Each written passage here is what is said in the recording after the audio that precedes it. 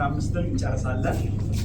ስለዚህ እኔ ደግሞ በእናንተ ዘንድ ስለሚሆን በጌታ በኢየሱስ ስለማመንና ለቅዱሳን ሁሉ ስለሚሆን መውደድ ሰምቼ ስለእናንተ እያመሰገንኩ ስጸልይ የሚለውን ነበረ። ስለዚህ እኔ ደግሞ በእናንተ ዘንድ ስለሚሆን በጌታ በኢየሱስ ስለማመንና ለቅዱሳን ሁሉ ስለሚሆን መውደድ ሰምቼ ስለእናንተ እያመሰገንኩ ስጸልይ የሐዋርያው ጳውሎስ የመጀመሪያውን ጸሎት በኤፌሶን መጽሐፍ የመጀመሪያው የጸሎት ክፍል ነበር እያየን የነበርነውና ይሄም የመጀመሪያው የጸሎት ክፍል እግዚአብሔርን በማመስገን ነበር የጀመረው። እግዚአብሔርን ምን ያመሰግነዋል? አንደኛ በጌታ በኢየሱስ ስለማመናችሁ ስለሱ እግዚአብሔርን አመሰግናለሁ ይላል። ሁለተኛ ደግሞ ለቅዱሳን ሁሉ ስላላችሁ መውደድ፣ ይህንን ስለነኚህ ስለ ሁለት ነገሮች እግዚአብሔርን አመሰግናለሁ እያለ ነው የሚናገረው እና ስለ ቅዱሳን መውደድ በአዲስ ኪዳን የታዘዝነው ትእዛዝ ይሄኛው የአዲስ ኪዳኑ ትእዛዝ ስለሆነ ይህንን የእግዚአብሔርን ፍቅር የሚባለውን አጠቃላይ እያየን ነበር። እግዚአብሔርን መውደድ ሰውን መውደድ በሚል ማለት ነው እና እግዚአብሔር እንዴት እንደወደደን እኔ እንደወደድኳችሁ እርስ በርሳችሁ ተዋደዱ የሚለውን የዮሐንስ ምዕራፍ 13 ቁጥር 34ን አንስተን እንዴት ነው እግዚአብሔር የወደደን በሚል ስንነጋገር ነበር። ፍቅር በስሜት ይገለጻል እንጂ ፍቅር ስሜት አይደለም። ፍቅር ውሳኔ ነው። ፍቅር በስሜት ይገለጻል እንጂ ስሜት አይደለም። ፍቅር ውሳኔ ነው። ፍቅር ድክመት አይደለም። ፍቅር የውስጥ ጥንካሬ ነው። ዮሐንስ 15 ከ12 እስከ 13 ላይ እኔ እንደወደድኳችሁ እርስ በርሳችሁ ትዋደዱ ዘንድ ትእዛዜ ይህች ናት። እኔ እንደወደድኳችሁ እርስ በርሳችሁ ትዋደዱ ዘንድ ትእዛዜ ይህች ናት። ነፍሱን ስለ ወዳጆቹ ከመስጠት ይልቅ ከዚህ የሚበልጥ ፍቅር ለማንም የለውም ይላል። ክርስቶስ የፍቅር ጥግ ነው። ምን አልኩኝ? ክርስቶስ የፍቅር መደምደሚያ ነው። ክብር ለኢየሱስ ይሁን። የፍቅርን ጥግ ያየነው በክርስቶስ ነው። ፍቅር የእግዚአብሔር ማንነቱ ነው። የእግዚአብሔር ባህሪው ሳይሆን የእግዚአብሔር ምን ሆኖ ነበር ነው ያለው? ማንነቱ ነው። ፍቅር ራሱ እግዚአብሔር ነው። ክብር ለኢየሱስ ይሁን። ኢየሱስ ደግሞ የእግዚአብሔር የፍቅሩ መገለጫ ነው። እግዚአብሔር እንዴት አይነት ፍቅር እንደሆነ የተገለጠው በኢየሱስ ክርስቶስ ነው። ክብር ለጌታ ይሁን። ክብር ለጌታ ይሁን። እግዚአብሔር ፍቅር ነው። ማንነቱ ፍቅር ነው። ይህንን ፍቅር ፍጥረት ያየው ለፍጥረት የተገለጠው በኢየሱስ ክርስቶስ ነው። ክብር ለጌታ ይሁን። ክብር ለጌታ ይሁን። ይህ የተገለጠው ፍቅር ለሰዎች ብቻ ሳይሆን ለመላእክትም ጭምር ነው። ለፍጥረታት ሁሉ ጭምር ነው። እግዚአብሔር እንዴት አይነት ፍቅር እንደሆነ ፍጥረታት በሙሉ ያዩት በኢየሱስ ክርስቶስ ነው። ሃሌሉያ! ለኛ በተደረገው ነገር ለኛ በተሰራው ስራ የእግዚአብሔርን የፍቅሩን ታላቅነት ፍጥረት ሁሉ ተመለከተ። በሰማይ ያለ በምድር ያለ ከምድር በታች ያለ ፍጥረት ሁሉ የእግዚአብሔርን ፍቅር ጥግ ያየው በኢየሱስ ክርስቶስ ነው። ሃሌሉያ! ለኛ በተደረገው ለኛ በተሰራው ስራ ነው ፍጥረት የእግዚአብሔርን ፍቅር ያየው። ጌታ ኢየሱስ ጌታ ነው። እኛ ደግሞ የዚህ ፍቅር መኖሪያ ነን። ምን አልኩኝ? እኛ የዚህ ፍቅር መኖሪያ ነን። እናንተ የእግዚአብሔር ቤተ መቅደስ እንደሆናችሁ የእግዚአብሔርን መንፈስ እንዲኖርባችሁ አታውቁምን? ክብር ለኢየሱስ ይሁን። ክብር ለኢየሱስ ይሁን። ይህ ፍቅር የሆነው ጌታ በእኛ ውስጥ መኖሪያውን አደረገ። ጌታ ኢየሱስ ጌታ ነው።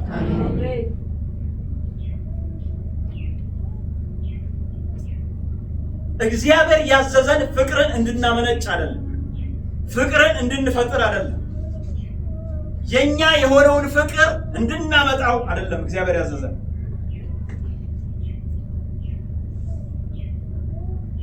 የተቀበልነውን ፍቅር በውስጣችን ያደረውን የእግዚአብሔርን ፍቅር ለፍጥረት እንድንገልጽ የተጠየቀ። ክብር ለጌታ ይሁን። እውነተኛ ፍቅር ከወይን ግንድ ከሆነው ከክርስቶስ ጋር በመጣበቅ በመንፈስ ቅዱስ በመሙላት የምናፈራው የመንፈስ ፍሬ ነው። ልድገምላችሁ። እውነተኛው ፍቅር ከወይን ግንድ ከሆነው ከክርስቶስ ጋር በመጣበቅ በመንፈስ ቅዱስ በመሙላት የምናፈራው የመንፈስ ፍሬ ነው።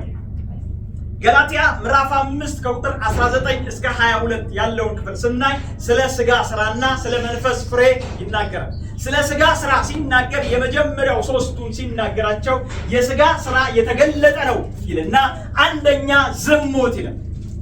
የስጋ ስራ ሲጀምር የሚጀምረው በዝሙት፣ ቀጥሎ ርኩሰት ይላል፣ ቀጥሎ መዳራት ይላል። ስለ መንፈስ የመንፈስ ፍሬ ግን ይላል። ክብር ለጌታ ይሁን፣ ክብር ለጌታ ይሁን። የስጋ ስራ ይልና ስለ ስጋ ስራ ከዘረዘረ በኋላ የመንፈስ ፍሬ ግን ነው የሚለው። የስጋ ሲሆን ስራ ነው። የመንፈስ ሲሆን ምንድነው? ፍሬ ነው። ክብር ለጌታ ይሁን። የመንፈስ ፍሬ ግን ይልና የመጀመሪያ የሚያስቀምጠው ፍቅር። ክብር ለኢየሱስ ይሁን፣ ክብር ለኢየሱስ ይሁን። የመንፈስ ፍሬ ሲጀምር የሚጀምረው ከፍቅር። ለምን? እግዚአብሔር ራሱ ፍቅር ስለሆነ በእኛ ስላደረ የመጀመሪያው የሚታየው ነገር ፍቅር ነው። ክብር ለጌታ ይሁን። ወደ ጌታ ስትመጡ መጀመሪያ የምታገኙት ነገር ፍቅር፣ ለእግዚአብሔር ያላችሁ ፍቅር። ክብር ለኢየሱስ ይሁን፣ ክብር ለኢየሱስ ይሁን። ከፍቅር ቀጥሎ የሚያስቀምጠው ደስታ፣ ቀጥሎ ሰላም ይለዋል ስለ መንፈስ ፍሬ ሲናገር። ክብር ለኢየሱስ ይሁን።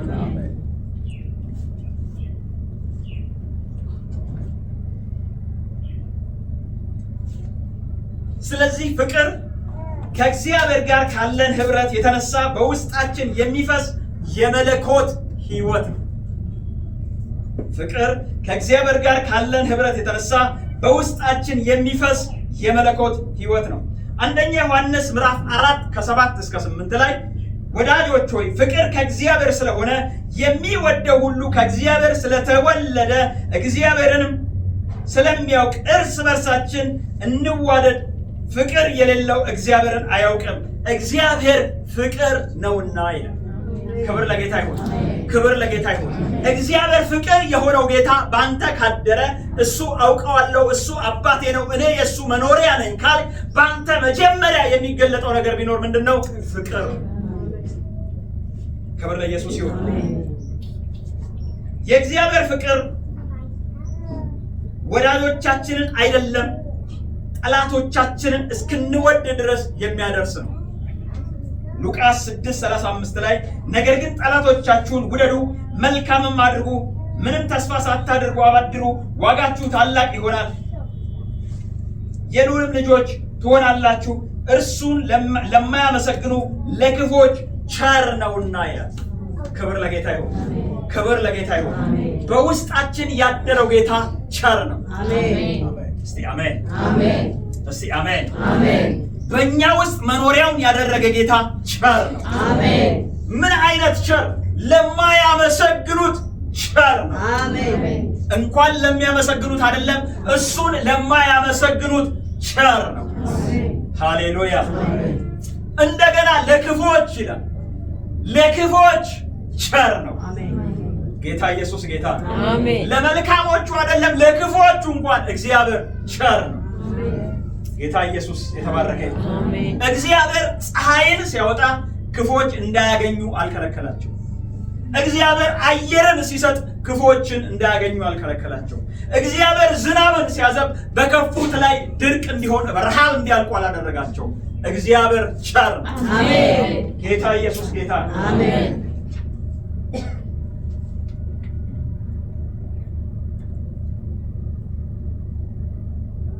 የክርስቲያናዊ ባልንጀርነት መስፈርቶችን እናወራለን።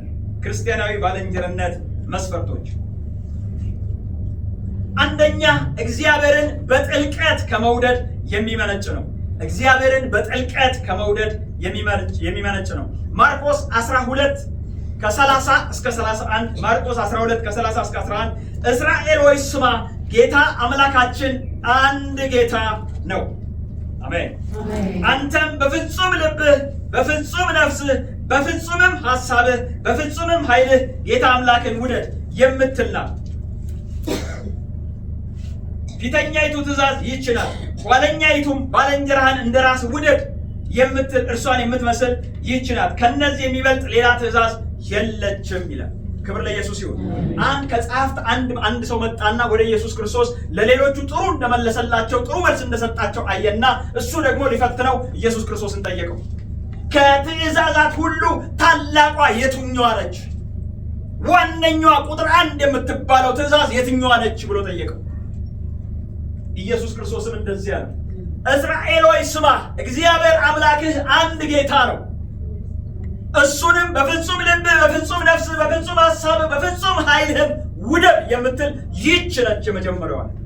እስቲ ክብር ለጌታ ይሁን። አሜን። ጌታ ይመስገን። አሜን። የመጀመሪያዋ ቁጥር 1 የትእዛዝ ሁሉ ቁጥር 1 ቁንጮ ዋናዋ ይህች ነች።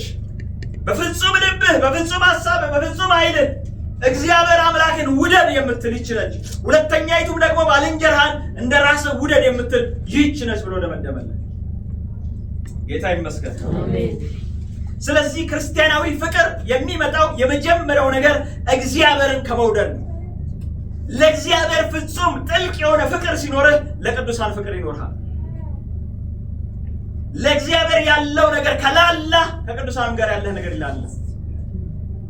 የእግዚአብሔር ጉዳይ ነገር ይላላብሃል። የቤቱ ጉዳይ ይላላብሃል። ሁለተኛ የክርስቲያናዊ ባልንጀርነት መሰረቶች፣ ሁለተኛ ክርስቶስን ማዕከል ያደረገ ነው። ምን አልኩኝ? ክርስቶስን ማዕከል ያደረገ ነው። ብዙ ህብረት አለ፣ ብዙ ጓደኝነት አለ። ግን ይሄኛው ከሌሎቹ ህብረቶች የሚለየው ማዕከሉ ክርስቶስ ነው። ያገናኘን ደሙ ነው። ያገናኘን የመስቀል ስራው ነው። እኛን ያዋደደን ክርስቶስ በመስቀል ላይ የከፈለው ነገር ነው። እስቲ አሜን፣ እስቲ አሜን፣ አሜን። ብዙ ሰዎች ፈኒ ለማድረግ ጓደኛ ይኖራቸዋል። በእድሜያቸው የሚጥማቸው እንደነሱ የሆነ ነገር ይሰበስባሉ። ያንዳንዶቻቸው ማዕከል መጠጥ ነው፣ ያንዳንዶቻቸው ማዕከል ርኩሰት ነው፣ ያንዳንዶቻቸው ማዕከል ጫት ነው። የሆነ ብቻ የሚያገናኛቸው የሚያስማማቸው ነገር አለ። እኛን የሚያስማማን ማዕከል የሆነው ኢየሱስ ነው። አሜን። ክብር ለኢየሱስ ይሁን። አሜን። ክብር ለኢየሱስ ይሁን። አሜን። የኛ መሰረት የተመሰረተው የኛ ህብረት የተቋቋመውና የተገናኘው በኢየሱስ ክርስቶስ ላይ ነው። ሃሌሉያ። አሜን። ይህ ህብረት የጠለቀ ነው። ይህ ህብረት ጽኑ ነው። አሜን። ጌታ የተመሰገነ ይሁን። አሜን። ዮሐንስ 15:5 ላይ መክብብ 4:12 ላይ ያለው ላምብላችሁ። መክብብ 4:12 ላይ አንዱን ቢያሸንፍ ሁለቱ በፊት ይቆማሉ፣ በሶስትም የተገመደ ገመድ ፈጥኖም አይበጠስም ይላል። በሶስት የተገመደ ገመድ ፈጥኖ አይበጠስም ይላል። አንደኛውን ቢያሸንፈው፣ ሁለት ሰዎች እርስ በርሳቸው ቢሸናነፉ፣ እርስ በርሳቸው ቢወነጃጀሉ፣ እርስ በርሳቸው ቢካሰሱ፣ እርስ በርሳቸው አንደኛው በአንደኛው ላይ ተጽዕኖ ቢያደርግበት ወደ ሶስተኛው ሰው ጋር ይሄዳሉ። ከዛ ሶስተኛው ሰው ደግሞ እነኛን ወደ መስመር ያመጣቸዋል። በሶስት ገመድ የተገመደ ፈጥኖ አይበጠስም ይላል። ክብር ለኢየሱስ ይሁን።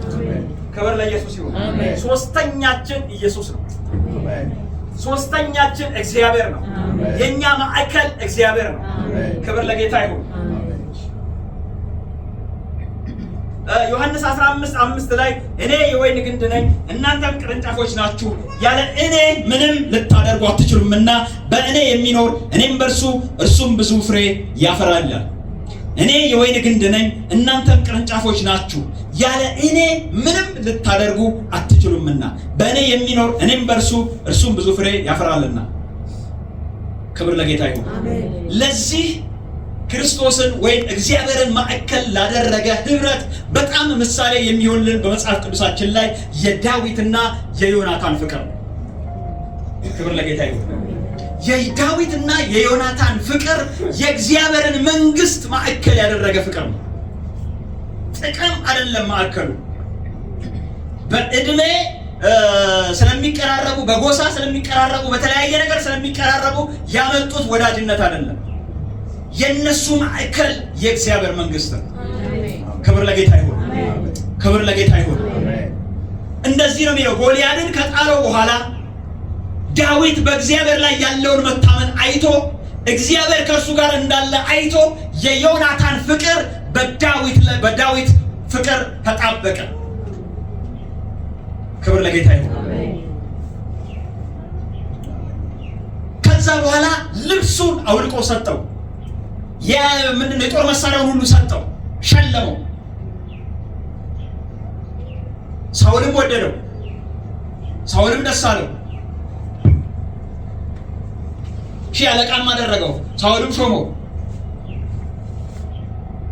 ነገር ሁሉ የሚያስደስት ሆነ።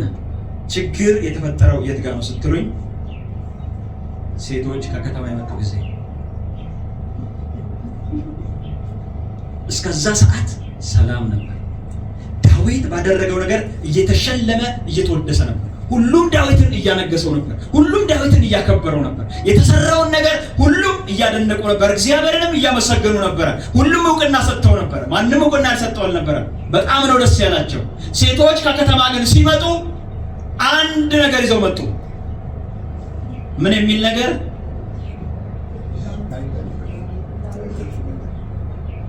ሳኦል አሉ 1000 ገደለ፣ ዳዊት ደግሞ 1000 ገደለ። ነገር ተጀመረ። ከዛች ጊዜ ጀምሮ ሳኦል ያዘው። የሳኦል ዓላማ በቃ ሊገለው፣ ሊያጠፋው።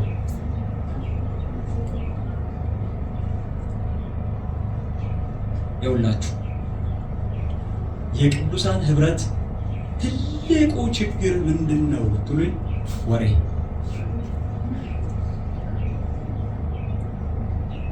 አሉባልታ።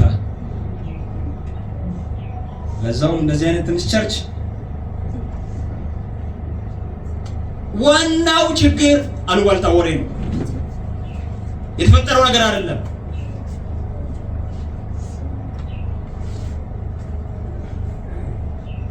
አንዳንዱ ሰው አሁን ቁጭ ብሎ ረጋ ብሎ ደስ ይላል። ጌታ ይመስገን። ውስጡ እኮ ቢታየኝ እንደዚህ ነው የቆመው። ጫፍ ላይ በቃ አንድ ነገር ከዚህ በኋላ ብነካ ብሎ ማለት ነው ያለ ይመስላል። የለም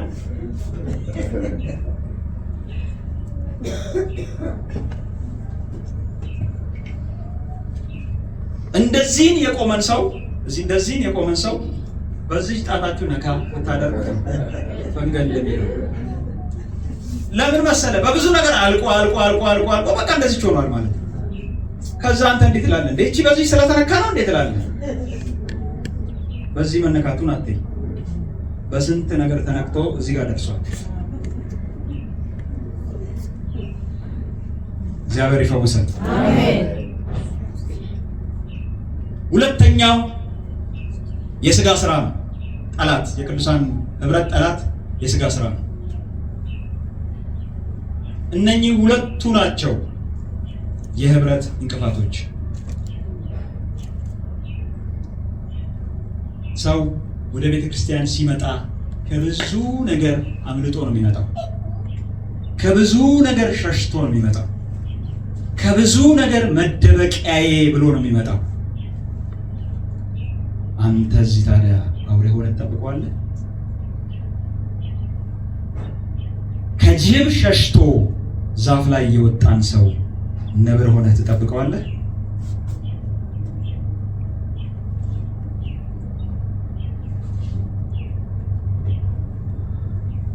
ሰው ቤተ ክርስቲያን ውስጥ በቃ ልቡን የሚተውበት ነፃ የሚሆንበት እግዚአብሔርን አስቦ እግዚአብሔርን ብሎ የሚለቀቅበት ቦታ ነው። ትምህርት ቤት ራሱን ይጠብቃል። መስሪያ ቤት ራሱን ይጠብቃል። ከተማ ውስጥ ራሱን ይጠብቃል። ከብዙ አጭበርባሪዎች፣ ከብዙ ወንበዴዎች፣ ከብዙ ሌቦች፣ ከብዙ የተለያዩ ነገሮች ሽፍቶች ራሱን ይጠብቃል። ቤተክርስቲያን ሲመጣ ግን ልቀቅ ይላል። ክብር ለኢየሱስ ይሁን። ክብር ለኢየሱስ ይሁን። አዝናለሁ። ቤተክርስቲያን መጥተው ብዙ ነገራቸውን ስላጡ ሰዎች፣ ቤተክርስቲያን እየመጡ ህይወታቸውን ስላጡ ሰዎች እድናለሁ አመልጣለሁ ብለው የመጡበት ቤተክርስቲያን ህይወታቸውን የበላቻቸው በጣም አዝናለሁ። በምድራችን ላይ እንደዚህ አይነት ክፋት እያየን ስለሆነ ማለት ነው። እንደዚህ አይነት ውንብድና እያየን ስለሆነ ማለት ነው። ጌታ ኢየሱስ ይርዳን። የዳዊትና የዮናታን ፍቅር መሰረቱ ግን የእግዚአብሔር መንግስት ነው። ክብር ለጌታ ይሁን። እንደውም ሳውል አንድ ጊዜ ለዮናታን እንደዚህ አለው፣ ይሄ ልጅ አለው በህይወት እስካለ ድረስ ዳዊት በህይወት እስካለ ድረስ አንደኛ ለአንተ እፍረት፣ ሁለተኛ ለእናትህ ማህፀን እፍረት እንደሆነ አታውቅምና። እሱ በህይወት አለ ማለት ለአንተ እፍረት ነው፣ ለአንተ ውርደት ነው፣ አንተን ለማዋረድ ብቻ ነው እዚህ የተቀመጥከው አለ። ዳዊት ደግሞ ዮናታን ደግሞ ወደ ዳዊት ሄደና እንደዚህ ያለው፣ አንተ እግዚአብሔር እንደመረጠ እግዚአብሔር ካንተ ጋር እንዳለ አውቃለሁ አለ። ክብር ለጌታ ይሁን። ስለዚህ ካንተ ጋር አለው ኪዳን አድርግልኛል፣ ኪዳን እንግባ አለው። እኔ አንተን ላልክድህ አንተ እኔን ላትክድ ኪዳን እንግባ አለው። ጌታ ይመስገን። በእድሜ እንኳን ብትሄዱ እኮ ዳዊት ገና ብላቴና ትንሽ ልጅ ነው፣ ከረኞች ጋር ገና የመጣ ሰው ነው። ዮናታን ደግሞ ትልቅ ጎረምሳ ቢባል የሚዋጋ ለጦርነት የደረሰ ትልቅ ሰው ነው እና ከትንሹ ልጅ ጋር ቃል ኪዳን እንግባ አለው። ለምን ብትለኝ እግዚአብሔር ከሱ ጋር እንዳለ አይቷል። ክብር ለጌታ ይሁን። ለዮናታን ምንድነው ትልቅ ነገር ብትል እግዚአብሔር ነው። ለሱ ውድ ነገር ምንድነው ብትል እግዚአብሔር ነው። ክብር ለጌታ ይሁን። ስለዚህ እንደ ያለው ና ቃል ኪዳን ግባልኛል፣ ልጆቼን ላትነካ፣ ዘሬን ላታጠፋ ቃል ኪዳን ግባልኛል። የትኛውን እረኛውን ዳዊትን? ሃሌሉያ። ለምን እግዚአብሔርን ያውቀዋል። ከየት እንደሚያሳ እግዚአብሔርን ያውቀዋል። ትዝ ይላችኋል አንድ ጊዜ ስናወራ ዮናታንና ጋሻ ጃግሬው አንድ ሀገር እንደገጠሙ ማዳን እግዚአብሔር ነው አሉ። በጥቂትም በትንሽም እግዚአብሔር ያድናል ና በቃ እንውጣ ብለው አንድ ሀገር ነው የገጠሙት። ዮናታንና ጋሻ ጃግሬው ሁለት ሰው ሀገር ነው የገጠሙ፣ የሀገርን ጦር ማለት ነው ድል ያደረጉት። ክብር ለኢየሱስ ይሁን። ከማን ጋር ሆነው? ከእግዚአብሔር ጋር ሆነው። ያውቀዋል ይሄንን ጌታ። ክብር ለኢየሱስ ይሁን። ቃል ኪዳን ግባልኛል፣ አንተ ዘሮቼን ላታጠፋ እኔም ላልነካ ቃል ኪዳን እንገባባ። ቃል ኪዳን ተገባቡ። ከዛ እንደዚህ ያለው አንተ በዚህ መንግስት ላይ አንደኛ ትሆናለህ፣ አንተ ንጉስ ትሆናለህ፣ እኔ ደግሞ ምክትል ሆናለሁ። እስቲ አሜን፣ እስቲ አሜን። ክብር ለኢየሱስ ይሁን። ጉዳዩ የመንግስት ጉዳይ አይደለም፣ ጉዳዩ የእግዚአብሔር ጉዳይ ነው። ጉዳዩ የእግዚአብሔር መንግስት ጉዳይ ነው። ክብር ለጌታ ይሁን። የስልጣን ሳይሆን የእግዚአብሔር መንግስት ጉዳይ። ስለዚህ በእግዚአብሔር መንግስት ውስጥ ደግሞ አንተ ልትመራ ይገባሃል፣ አንተ ልትቀድም ይገባሃል፣ እኔ ደግሞ ከአንተ ጋር ሁለተኛ ሆኜ አግዝሃለሁ። እስቲ አሜን። ክብር ለኢየሱስ ይሁን።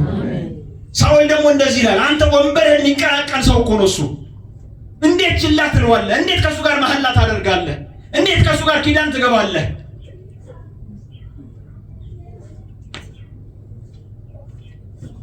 ጌታ ይመስገን። ሶስተኛው የክርስቲያናዊ ባልንጀርነት መሰረቶች፣ ሶስተኛው ለመተናነጽ የሆነ ባልንጀርነት ነው። ለመተናነጽ የሆነ ባልንጀርነት ነው። ምሳሌ 11:13 ላይ ለሐሜት የሚሄድ ምስጢሩን ይገልጣል፣ በመንፈስ የታመነ ግን ነገሩን ይሰውራል ይላል። ምሳሌ 27:6 ላይ የወዳጅ ማቁሰል የታመነ ነው፣ የጠላት መሳም ግን የበዛ ነው ይላል። የወዳጅ ማቁሰል የታመነ ነው፣ የጠላት መሳም ግን የበዛ ነው ይላል። የወዳጅ ማቁሰል ወዳጅህ ነው፣ ግን የወዳጅህ ማቁሰል የታመነ ነው። ወዳጅህ ቢያቆስልህ ሊሰራ ነው፣ ሊገነባህ ነው፣ ሊያሻሽልህ ነው፣ ጥሩ አድርጎ ሊያወጣህ ነው። ክብር ለጌታ ይሁን። ጠላት ግን ቢስልህ እሱ ሊጥልህ ነው፣ እሱ ሊያጠፋህ ነው፣ እሱ ሊያዋርድህ ነው። ምሳሌ 27:17 ላይ ብረት ብረትን ይስለዋል፣ ሰውም ባልንጀራውን ይስላል። ብረት ብረትን ይስለዋል፣ ሰውም ባልንጀራውን ይስለዋል። እውነተኛ ባልንጀርነት ወይም ጓደኝነት ወደ ጥፋት እየሄደ ያለውን ዝም አይለው።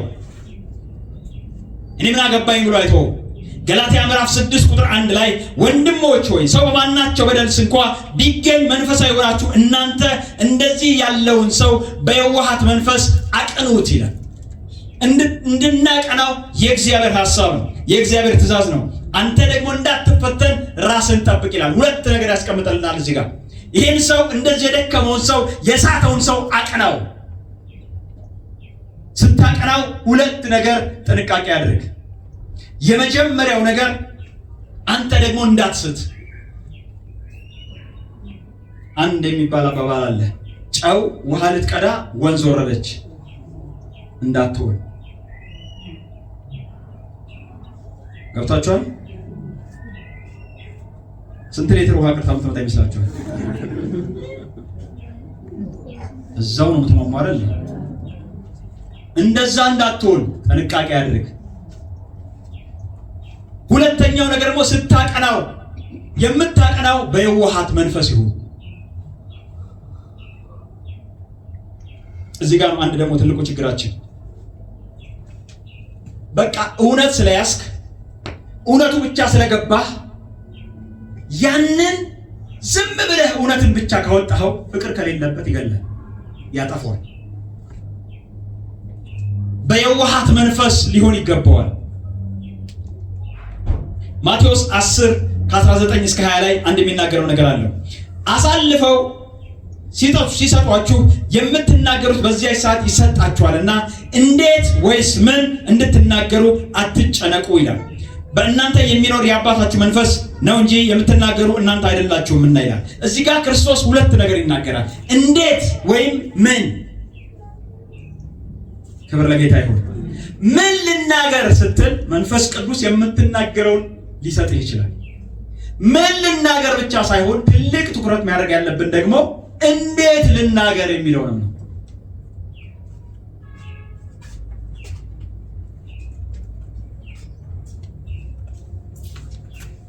የምትናገረው ንግግር አንድ ነገር ጠይቅ ራስህ። የምናገረው ለማቀናት ነው? ለማጥፋት? ለመመለስ ነው? ለማባረር?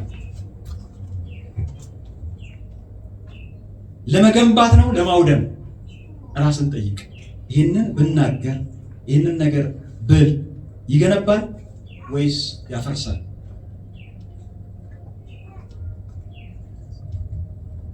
ዓላማው የደከመውን ለማጽናት፣ የወደቀውን ለማንሳት፣ ተስፋ የቆረጠውን ለማበረታታት መሆን አለበት።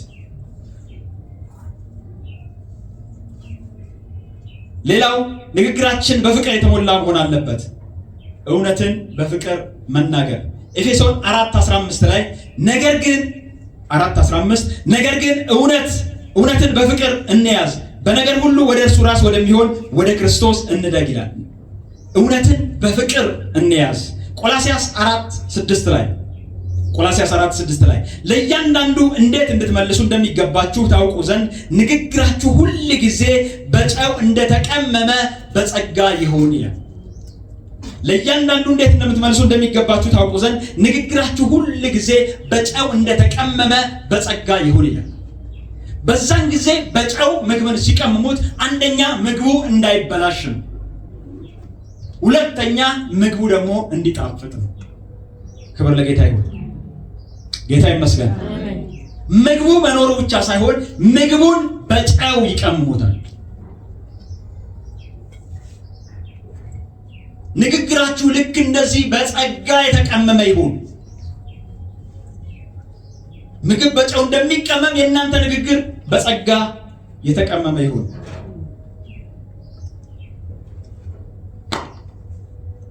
ስለ ንግግር ወይም ስለ ኮሚኒኬሽን ስናወራ ንግግር በቃል ብቻ አይደለም። ቃል አውጥቼ ስለተናገርኩ ብቻ አይደለም። ምልክትም ንግግር ነው። አልኩ ማለት ምንድን ነው? አልኩ ማለት ምን ማለት ነው? ጌታ ይመስገን። ዛሬ ኤፌሶን ያሳያችሁት ግን ይሄ አይደለም።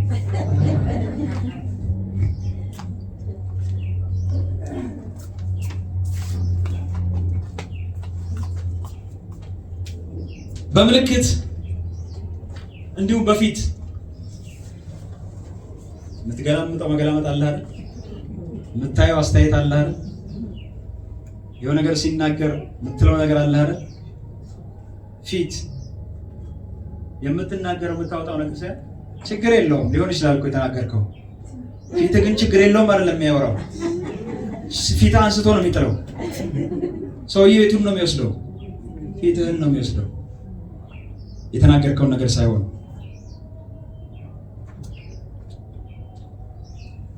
ችላ በማለት ንግግር ነው። ችላ ስትል እያናገርከው ነው። ዝም በማለት እየተናገርክ ነው። ዝምም ስትል እና አለቃዬ አንድ ጥያቄ ጠይቃታለሁ። ዝም ስትለኝ ትንሽ ጊዜ ሰጣትና ረስታው ሊሆን ይችላል ብዬ አስታውሳታለሁ። ቀጥላ ዝም ስትለኝ ገብቶኛል፣ ከመለስኩት ይጎዳሃል። ምላሼ ከመለስኩት አትችለውም። ጌታ ይመስገን። ዝምታ መልስ ነው።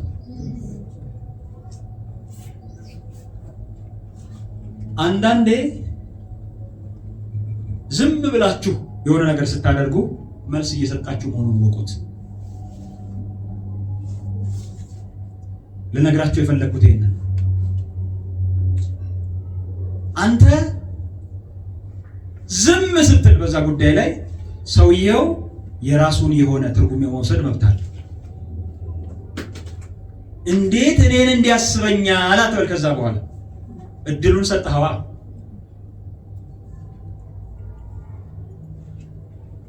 ክብር ለጌታ ይሁን። አንተ ዝም ብለህ ከአገልግሎት ስትቀር አገልግሎት ውስጥ ያሉ ሰዎች የራሳቸውን ትርጉም የመውሰድ መብት አላቸው። የራሳቸውን ትርጉም እንዳይወስዱ ከፈለክ አንተ ንገራቸው። የምቀርበት ምክንያት ይሄ ነው፣ ዛሬ በዚህ ምክንያት አልቻልኩም፣ ዛሬ በዚህ ምክንያት አልመጣም ብለህ ንገራቸው። አልነገርካቸውስ የራሳቸውን ትርጉም ይወስዳሉ። አንተም ደግሞ እንዳትቀየም። ክብር ለጌታ ይሁን። ክብር ለጌታ ይሁን። አንድ ሰው ቀጥረኸው ቀጠሮ ቦታ ላይ ስትቀር የራሱን ግምት ይወስዳል። የራሱን ቋንቋ፣ የራሱን ንግግር፣ የራሱን ቃላት ወስዶ ይተረጉመዋል። ለምንድን ነው የሰውዬ ቀረው? በቃ የሰውዬ አልፈለገም ማለት ነው፣ ይህን ጉዳይ አልፈለገም ማለት ነው ብለው ሌላ ቢዝነስ ፓርትነር ይፈጥረና ከእሱ ጋር ይቀጥላል። አንተ ሌላ ጊዜ ደውለህ እንዴ ምንድነው እንትን ብለን እኮ እንትን ብሎ ባለፈው እኮ እንትን አልሆነም ለምን ተውከኝ ምናምን እንዴ ስቀር እኮ የተውከው መሰለኝ፣ ስለዚህ እኔ ደግሞ ሌላ እንትን አደረግኩኝ። ንግግር ነው። እኛ ኢትዮጵያኖች ትልቅ ችግር ያለብን ሰዓት ላይ፣ ሰዓት ግን ንግግር ነው። ሰዓት ላይ ከፍተኛ ችግር አለብን። ስታረፍድ ንግግር ነው። ለዛ ነገር ብዙ ክብር የለህም ማለት ነው።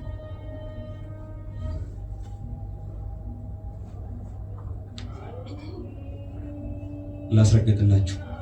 ጠቅላይ ሚኒስትር ቢሮ ጠዋት 4 ሰዓት ላይ ተቀጠራችሁ። ጠዋት 4 ሰዓት ላይ ጠቅላይ ሚኒስትር ቢሮ ተቀጠራችሁ። ከሰዓት 7 ሰዓት ላይ መሄድ ሰው አለ? መሄድ ሰው አለ? ረሳሁትስ ብሎ ቢቀር ሰው አለ? አያችሁ፣ ለነገሩ የሰጣችሁት ቦታ ነው። የጠቅላይ ሚኒስትሩ ቢሮ ሲሆን ገና የዛሬ ወር ከሆነ ያለህ ቀጠሮ 29ኙንም ቀን ለሰው ስታወራ ትኖራለህ። ቀኑን ስትቀንስ ትኖራለህ። 28 ቀን ቀረው፣ 27 ቀን ቀረው፣ 10 ቀን ቀረው፣ 5 ቀን ቀረው እያልክ ቀጥለህ ደግሞ በሰዓት መቁጠር ትጀምራለህ። ኧረ ቀድሜ ካልሄድኩ አልደርስም ትላለህ። ቀድመህ ሄደህ ምናልባት 1 ሰዓት እዛ አካባቢ፣ ምክንያቱም መንገድ ቢዘጋስ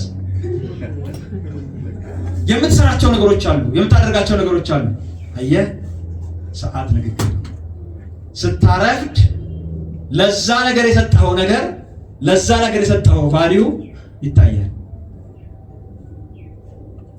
አገልግሎት ተረኛ ሆነ የምታገለግል ሆነ ሳትናገር ስትቀር አይናገርም እንዴ? ለአገልግሎት ያለህን ነገር አይናገርም? በደንብ ይናገራል። በደንብ ይናገራል። ጌታ ይመስገን። አሜን።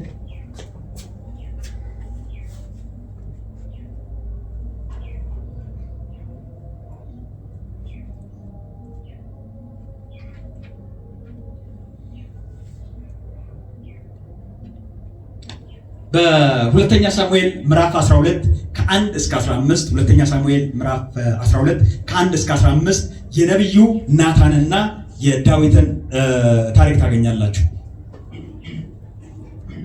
ነብዩ ናታን እግዚአብሔር አንድ ነገር ተናገረው። ምን ተናገረው? ዳዊት ስለሰራው ኃጢአት ስለበደለው በደል እግዚአብሔር ተናገረው እና እግዚአብሔር ሊያመጣበት ያለውን ክፉ ነገር ነገረው።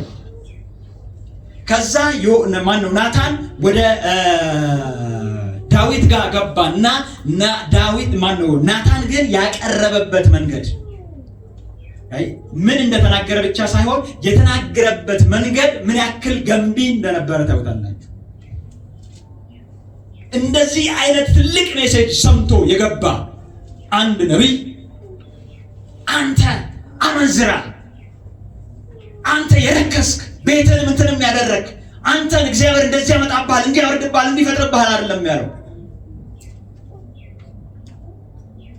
ናታን በፊት ዳዊትን ያከብረው እንደነበረ ያንን ክብር አልነፈገው። በፊት ያደርገው እንደነበረ ያንኑ ነው ያደረገው። እዛ እንደማንኛውም ሰው ሌላ ጊዜም እንደሚያደርገው እንደነበረ ቁጭ በል ተብሎ ቁጭ ብሎ ንግግር ተጀመረ።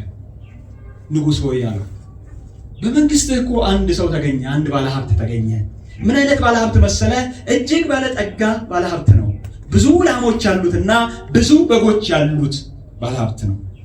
ሌላ ደግሞ አንድ ድሃ ደግሞ ተገኘ።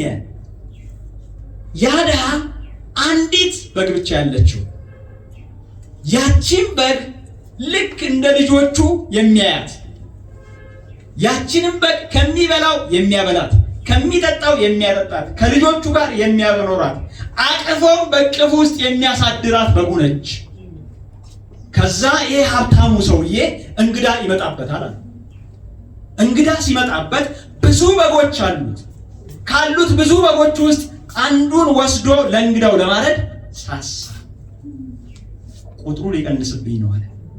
ስለዚህ ምን አደረገ? ከዛ አንድ ብቻ ካለችው ሰውዬ ወሰደና ያችን እንደ አይኑ ብሌን ያያት የነበረችውን አንዷን እሷን ወሰደና አርዶ እንግዳውን አበላው አለ።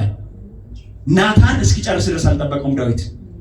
ይህ ሰው አለ የሙት ሰው ነው አለ፣ ሊገደል ይገባዋል አለ። እንደገና ደግሞ 4 እጥፍ ሊከፍል ይገባዋል አለ። አንተ ነህ ይህ ሰው፣ አንተ ነህ። እግዚአብሔር ብትጠይቀኝ በጨመርኩልህ ነበር። እኔ የምትፈልገውን ነገር ባደረግኩልህ ነበር። እንዴት አንዲት ብቻ ያለችውን የሱን ትወስዳለህ? ከዛ እሱንስ እንዴት ትገለዋለህ?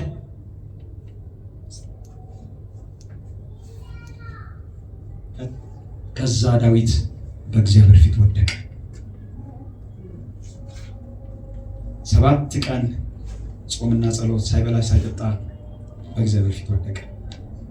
መዝሙር 51ንም ዘመረ። ክብር ለኢየሱስ ይሁን። የናታን ንግግር በጥበብ የተሞላ ነበር። ያናገረው ለብቻው ነው፣ በአደባባይ አይደለም። መልእክቱ ደግሞ ኮንቴንቱ የተሟላ ነበር። በንግግሩ ውስጥ ክብርና ፍቅር ይታይበት ነው። ሰውን ለማቅናት ከሆነ እነኚህን ነገሮች ተከተሉ። ክብር ለኢየሱስ ይሁን። አራተኛና የመጨረሻው ክርስቲያናዊ ባልንጀርነት መሰረቱ በጥቅም ላይ ሳይሆን ዋጋን በመክፈል ላይ ነው የተመሰረተው። ማቴዎስ 7:12፣ ዮሐንስ 15:13 እንግዲህ ሰዎች ሊያደርጉላችሁ የምትወዱትን ሁሉ እናንተ ደግሞ እንዲሁ አድርጉላቸው፣ ሕግም ነቢያትም ይህ ነውና፣ ፍቅር ጊዜህን ይጠይቃል፣ ከምቾትህ ያወጣሃል፣ የምትኮራበትን ትሰዋለህ፣ አማራጮችን ትተዋለህ። ሉቃስ 10:25-37 ይሄ መጨረሻ ክፍል ይመስለኛል።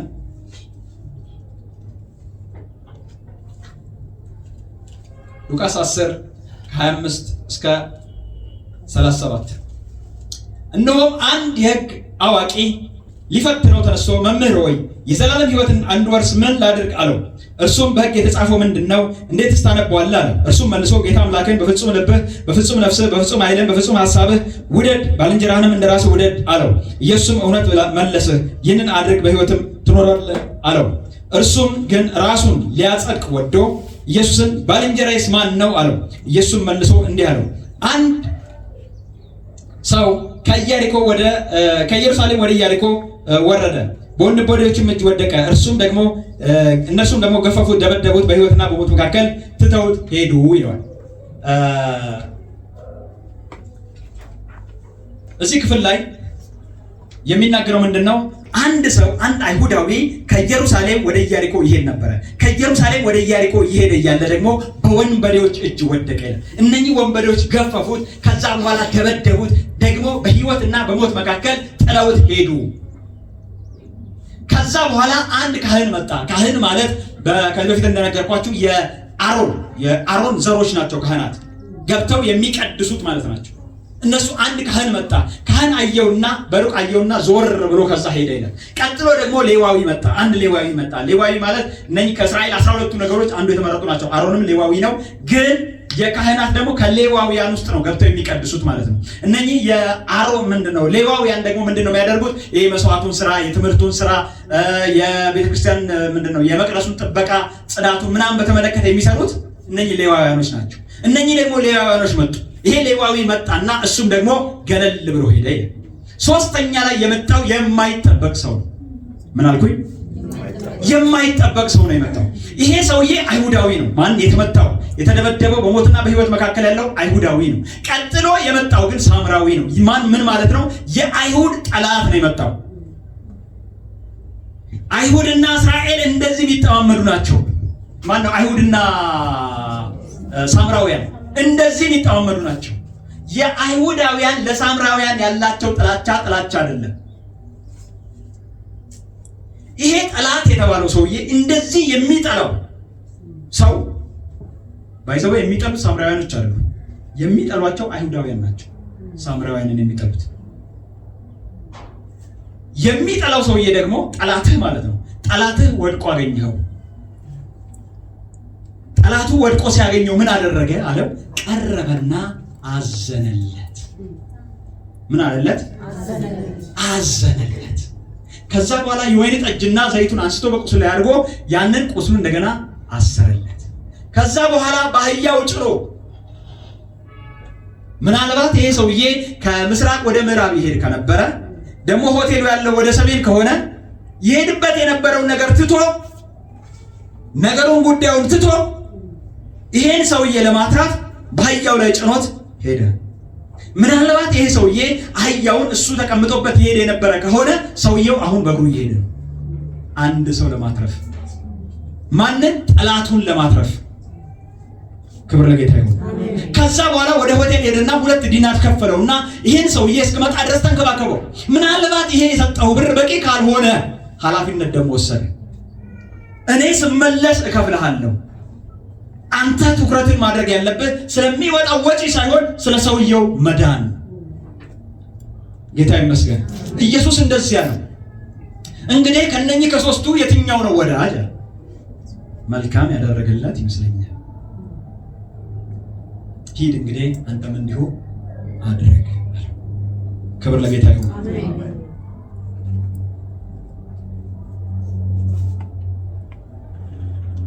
ሂድ አንተም እንዲያድርግ። ምን ላድርግ? ዘር፣ ቀለም፣ ቆዳ ሳትለይ ለወደቁት ድረስላቸው። ክብር ለኢየሱስ ይሁን። ክብር ለኢየሱስ ይሁን።